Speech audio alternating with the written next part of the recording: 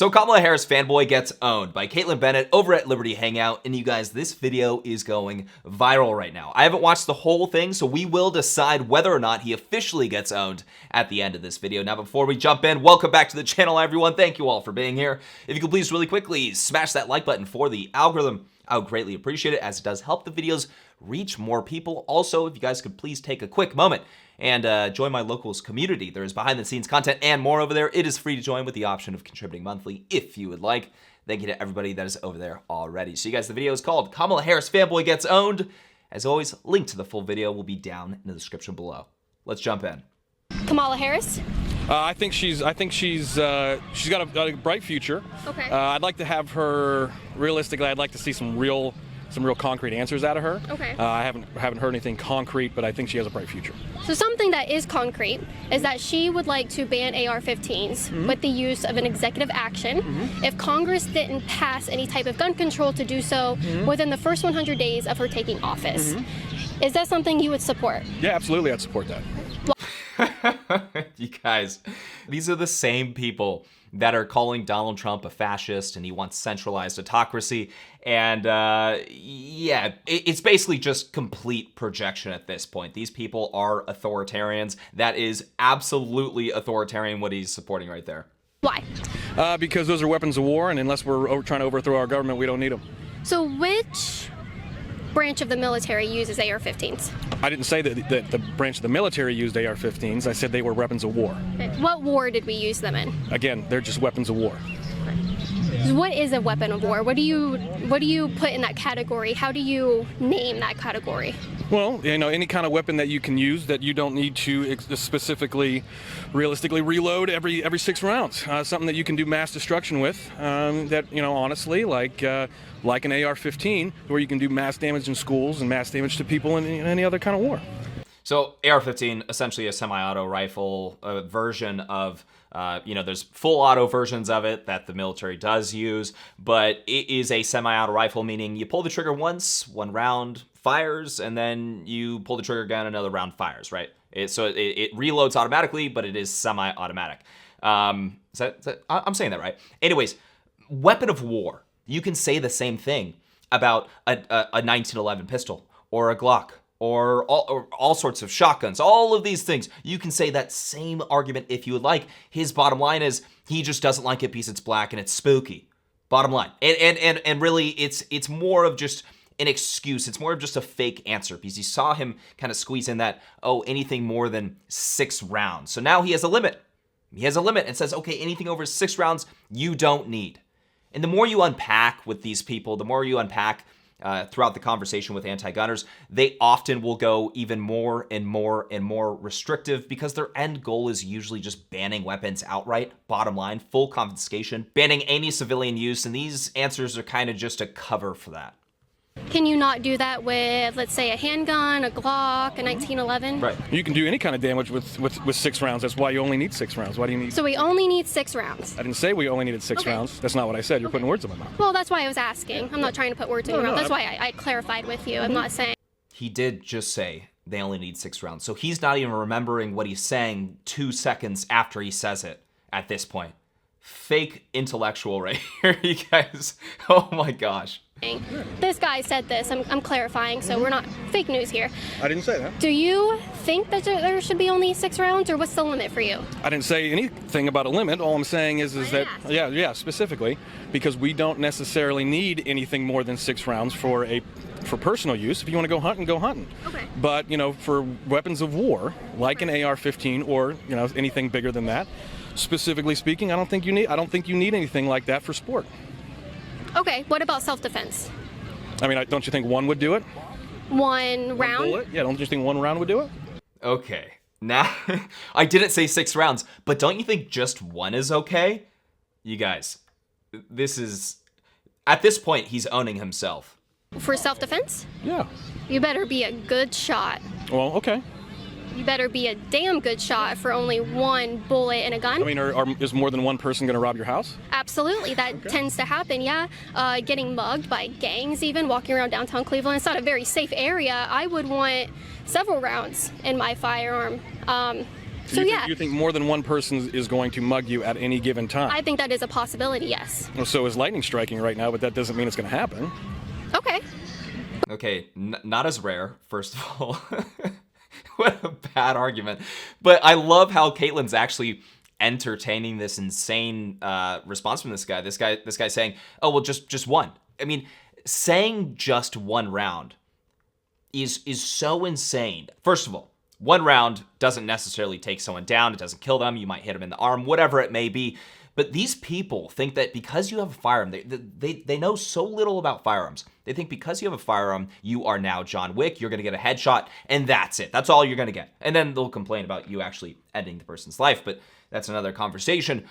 One round assumes there's going to be no missing at all, and it assumes that it's going to take the person down. That's what this is, just situation right here is assuming, when it's just not the case at all. You know, there are people that do not go down after 5 shots, several shots. A lot of these arguments really just stem from people knowing close to nothing about firearms. They see what they see in the movies. They say, that's all you need right here. It's going to be a perfect execution. You're not going to miss because you're not going to be scared or your adrenaline's going to be shooting through the roof. No. You are fine. You're trained. You're a Navy SEAL. You're not going to miss, and you're going to hit a part of their body to where it's going to take them down right away. It's just wildly unrealistic, but they look at him. He's sitting right there thinking to himself, I am making a good, strong argument here. So what happens when I shoot someone that's trying to me and it misses, and I only had that one chance to prevent myself from being or killed by somebody that is stronger than me, is bigger than me, he's about to hurt me. I only have one round. What if I miss? Am I just out of luck? You're adding 2 + 2 and getting potato. They're two completely separate issues. Banning AR-15s, Okay. although not necessarily the right answer, Okay. it's the idea that we don't necessarily need access for everybody to have those things. Well, we don't have that currently. Not everybody has access to that by the federal government.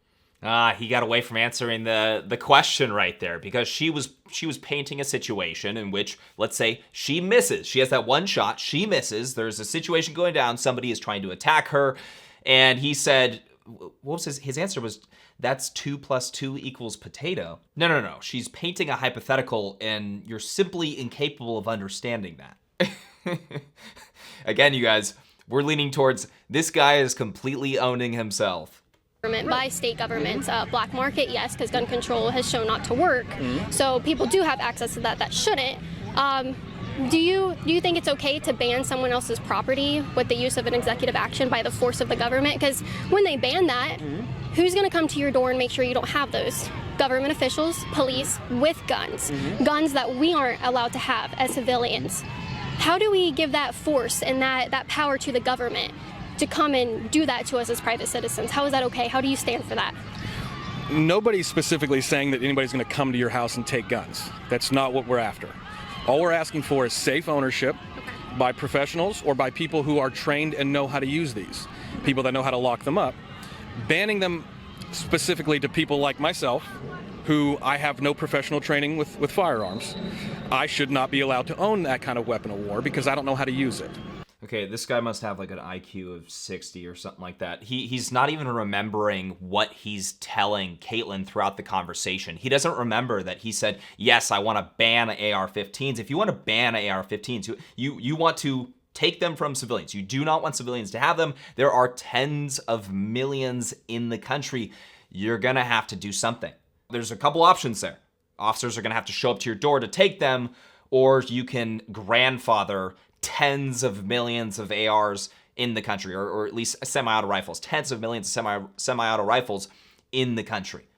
So perhaps there needs to be some clarification right there, except for I just think this guy literally doesn't remember the arguments that he's making. I mean, he didn't remember that he wanted a cap on 6 rounds, and then for some reason, after rejecting the idea that he wanted a limit, a 6-round limit, he jumped to just 1 round. He's all over the place. You keep saying weapon of war. What standard and what characteristics of a firearm has to be there to be a weapon of war? Again, weapons that can be used to cause significant amounts of damage in very short amount of time. So cars. Again, 2 plus 2 is not potato. Cars kill more people than firearms every year. Are they weapons of war? I'm pretty sure people of a certain religion like to run people over with cars. Listen, you're generalizing people, and that's absolutely You're incorrect. generalizing gun owners, I would say. No, I said responsible gun ownership. I said specifically that I shouldn't have. I'm not generalizing anything. You're sitting here generalizing people and trying to put words in my mouth. Okay, well, let's put the words back in his mouth. Let's listen to what he actually said right there. He said a weapon of war is anything that can cause quote-unquote mass destruction, and his view of that is, I would imagine, a mass casualty event or whatever it may be. And for a lot of these people, they just simply don't understand. Pistols are used in the most mass shootings in the U.S. They're used in the overwhelming majority of homicides in the U.S. They're either unaware of those statistics or they're conveniently ignoring them. The largest mass shooting in U.S. history, or school shooting at least, was using 2 pistols. Okay, Virginia Tech. So when you bring up these examples, oftentimes, like I said towards the beginning of the video, you kind of unpack and get them to be a little bit more honest with their situation, their argument. Their argument is they want to absolutely get rid of the Second Amendment. They don't want anything other than hunting. There is no real use for it when it comes to pushing back against an authoritarian regime. There is no practical use in their view. It's simply quote unquote self-defense, and even that doesn't exist, right? He made an argument, just 1 round. That's not even a realistic thing. So he doesn't even really support self-defense.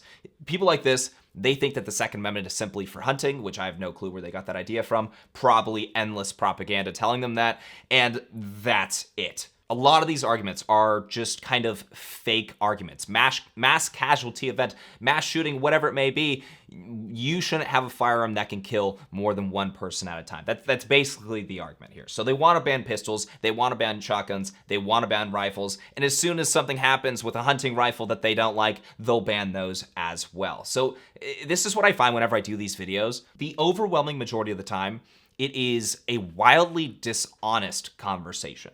Right? They kind of gaslight you and have this like fake argument in the front. The more you dig, they just want to ban all guns. Bottom line. And it's usually the same conversation every single time with anti-gunners.